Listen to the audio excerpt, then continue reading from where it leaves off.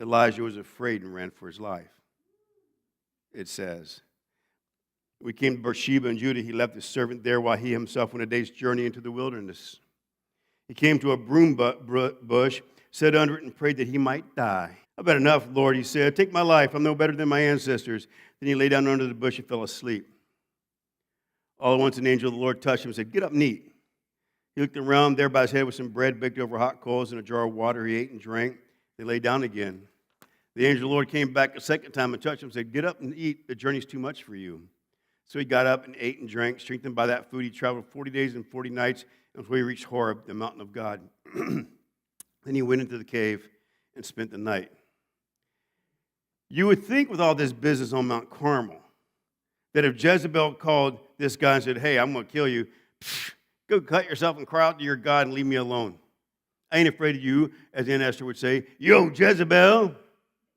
But he doesn't say that. It says he gets scared and he runs away. And then you're like, wait a minute, the first little hiccup, God working in that power, I don't know about you guys. I like to think that if I prayed, like, God bring fire down from the heavens and burn this thing up, and he does, I'm talking some smack. You know what I mean, I'm not going to be afraid of anything that comes my way when you think. But here Elijah gets afraid and runs away. Excuse me. Allergies stink. So, he runs away, and it's like he would, how could this Jezebel all of a sudden appear too strong for him? Or like that she might have some kind of victory over him. And she's operating in the spirit of Satan, in my opinion, because just her anger is what fuels her. And she's trying to appease all her false gods. That's what the slaughter of all the prophets is about. And, then Elijah shows her what the true God is. And we say, how could you decide just to give up, Elijah, knowing who you are and being who you are? But maybe you understand what I'm talking about. Maybe you felt this way in your life at some point. You get saved. You have some victories in your life, and we get kind of like Elijah. We get so distraught about something, we're ready to give up. Elijah shows classic symptoms of depression. I know I'm not trying to get any kind of pop psychology here, but just his behavior was like curled up and just sulking and afraid of everything.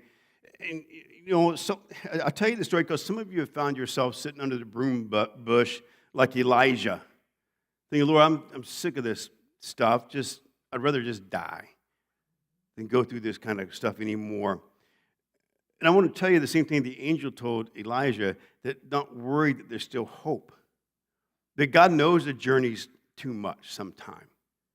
That's why he has, his way of comforting us. And, he doesn't want us sulking in a cave somewhere, which is where God finds Elijah. I like what God says. He doesn't come up to Elijah and start appeasing him, right? He asks him a question.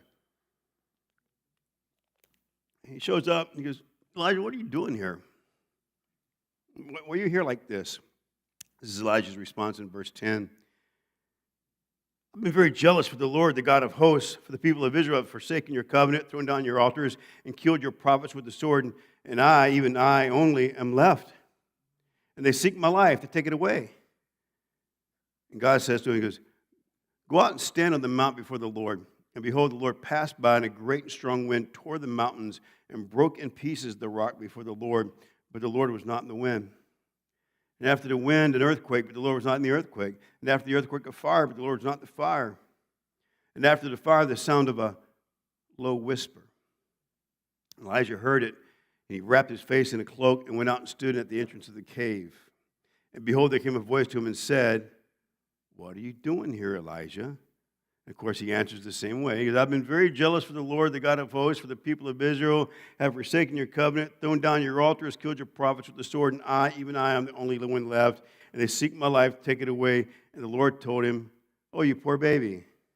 No. He says, go, return on your way to the wilderness of Damascus. And when you arrive, you shall anoint Hazael to be king over Syria, and Jehu, the son of Nimshi, you shall anoint the king over Israel, and Elisha, the son of Shaphat of Abel Meraholah, you shall anoint him to be prophet in your place. Here a man goes from, this is why we won't have everybody living in a fairy tale world thinking everybody in the Bible is perfect. Because here's this guy that goes from calling down fire from heaven to hiding his cave up in a corner, curled up like a baby sucking his thumb with a snot bubble in his nose. Oh, God, my life is over. I can't take it no more. I just don't know what to do. They're being mean to me. I just want to die. And all this whining and self-pity that God sees in him, I love that question, just a simple question.